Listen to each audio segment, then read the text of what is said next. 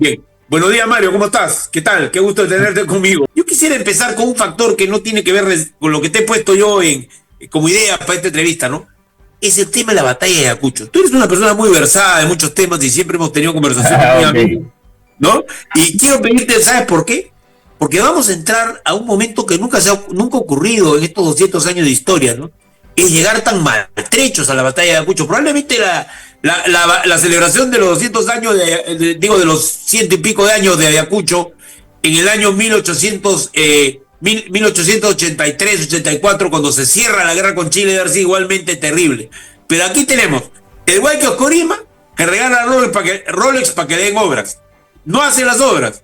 Se la da a una serie de empresas concesionarias que no las completan. 9 deportes tienen que pasarse a Lima y al final los panamericanos que van a ser el 2027, que son parte de esta celebración del Bicentenario, terminan siendo un gran chasco. O sea, acá pasan tragedias que no se dan en otros países, ¿no? Yo quisiera que tú nos digas cuál es la importancia de la batalla de Ayacucho como mensaje político para todos los peruanos y mensaje patriótico, y qué te parecen todas estas circunstancias que rodean la batalla de Ayacucho de esta vez.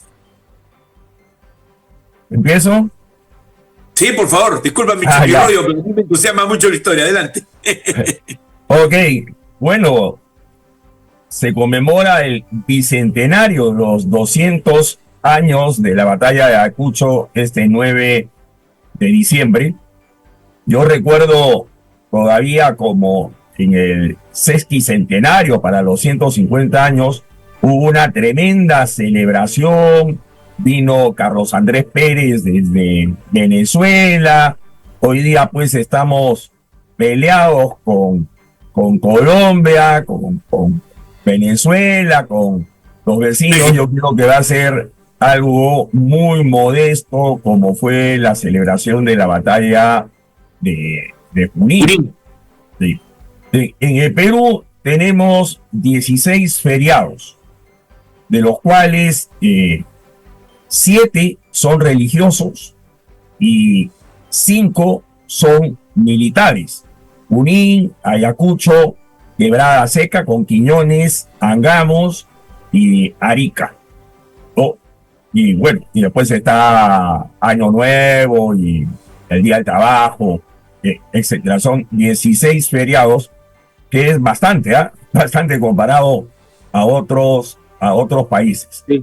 Sin embargo, volviendo al tema de la batalla de Ayacucho, hay que recordar que en realidad fue una batalla entre ejércitos extranjeros con algunos peruanos, básicamente el ejército gran colombiano, venezolanos, ecuatorianos, colombianos. Que ojo, eran menos que los españoles eran como 9.000 y pico, y el ejército, digamos, libertador, eran solo 5.800. Por eso Sucre estuvo vagando por casi una semana por allá, por la zona de Ayacucho, para escoger un lugar donde pudiera tener cierta ventaja en la batalla, pero corría grave riesgo, ¿no? O sea, Sucre se aventó, Bolívar se había venido a Lima, ¿no?, a resolver algunos problemas logísticos y también a darse su visita a Manuelita Sáenz, y dejó abandonado por un momento la batalla de Ayacucho y realmente no estuvo presente. O sea, fue Sucre el protagonista, ¿no? Y Sí, todo lo general.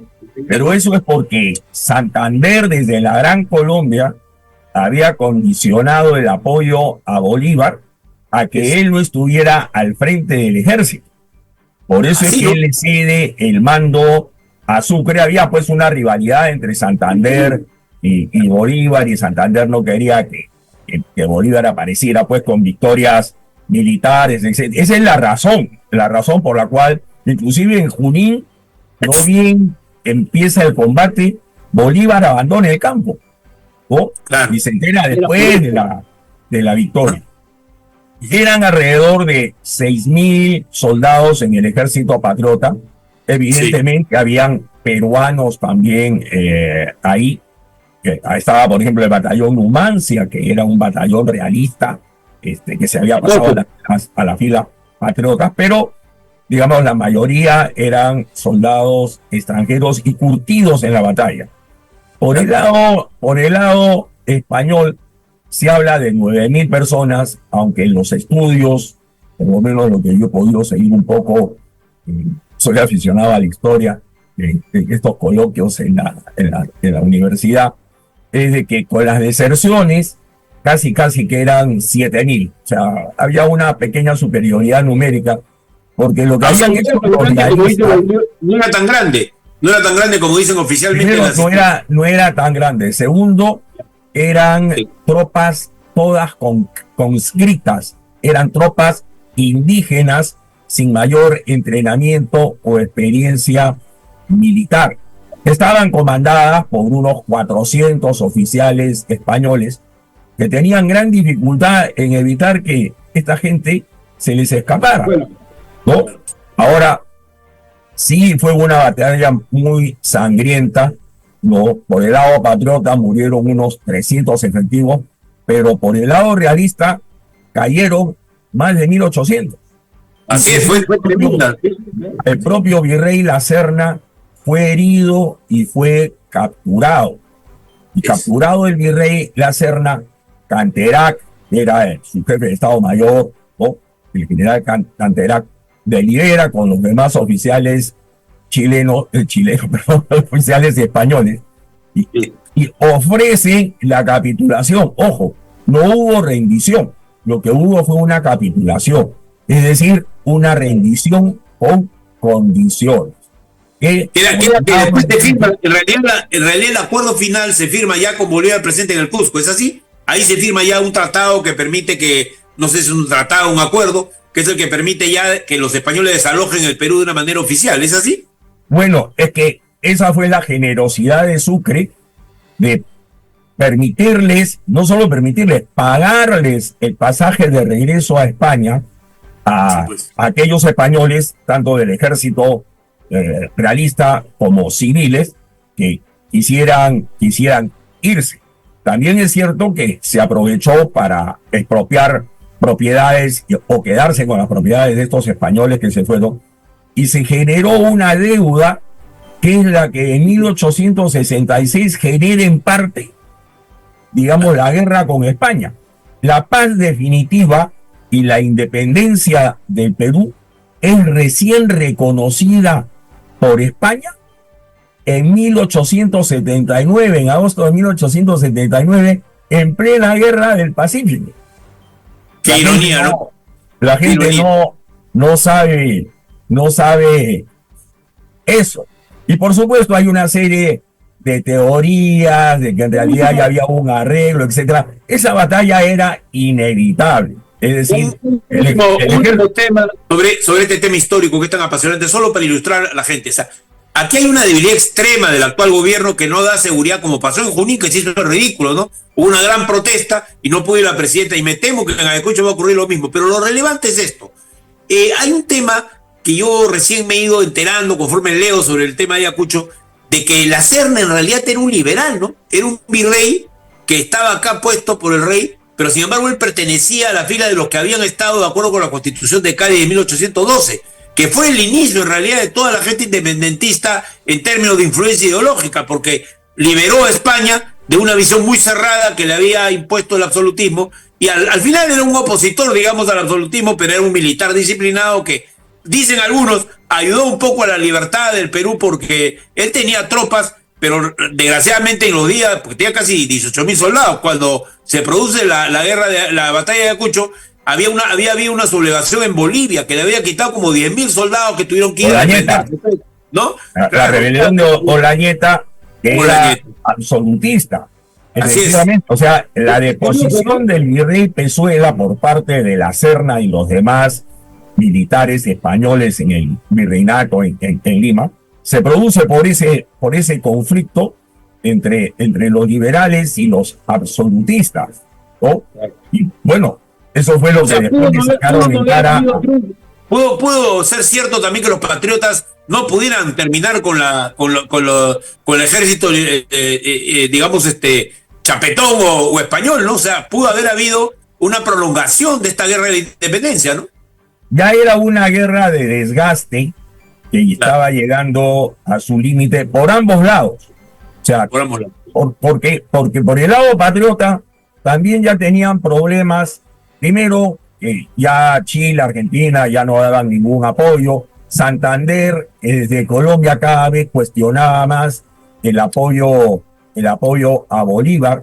Y en esta guerra de movimientos empezaba a desertar la gente y los soldados estaban agotados, padecían de enfermedades y ya todos querían acabar de una vez con el tema. Por eso es que tanto los patriotas como los realistas buscan este choque. Lo que había hecho la Serna era tratar de reagrupar a las fuerzas que todavía le permanecían leales para dar, digamos, la batalla final. Inclusive el general Monet del ejército realista, previo a la batalla, se entrevista con el general Córdoba, el paisa de Antioquia, colombiano, y le propone una solución pacífica.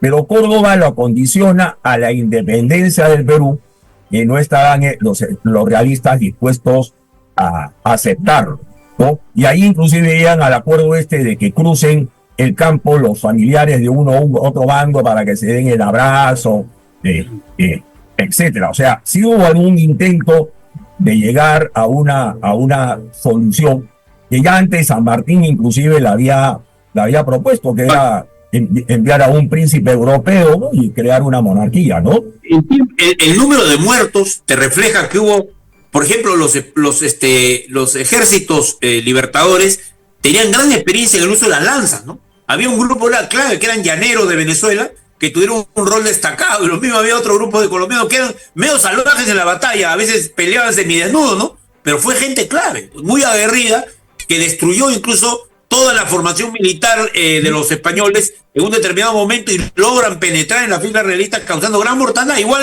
en Junín. No hay que olvidar que Junín fue una batalla a punta de sablazos y lanzas. O sea, era realmente una guerra en la cual no estamos hablando de armamento moderno, estamos hablando de que si tú cometías errores tácticos, terminaba como le pasó a los españoles con 1.800 muertos, ¿no? Buena parte de su fuerza destruida, ¿no?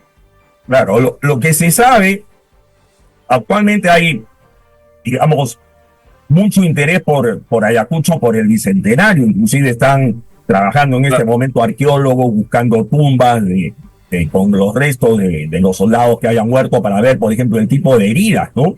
Si las heridas fueron de frente, fueron con la gente corriéndose por la espalda, etcétera. Pero lo cierto es que a mitad de la batalla la tropa realista se amotinó. Inclusive apuntaron sus armas hacia Canterac, ¿no?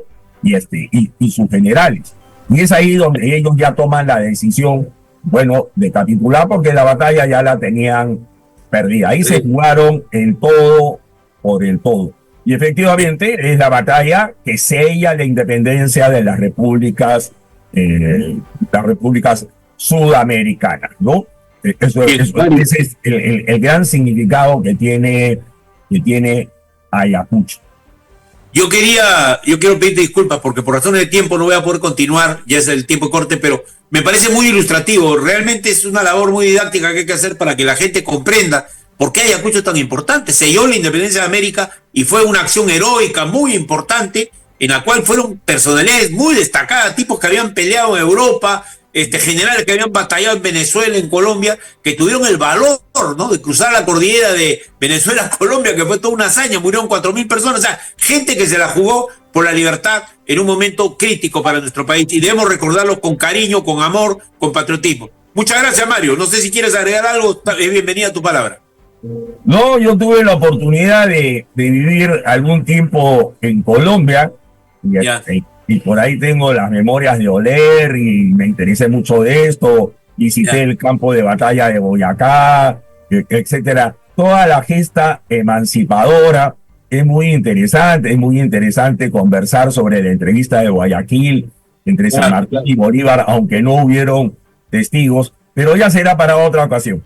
Volveremos, y disculpa porque yo no hago generalmente cambios de tema, pero esta vez me pareció muy importante y atractivo lo que hemos hecho y creo que el público lo va a agradecer. Muchas gracias, Mario. Me ha gustado. Profesor universitario, destacadísimo, especialista en minería, un gran promotor también de la educación en ese sector, y yo le agradezco mucho su presencia esta mañana.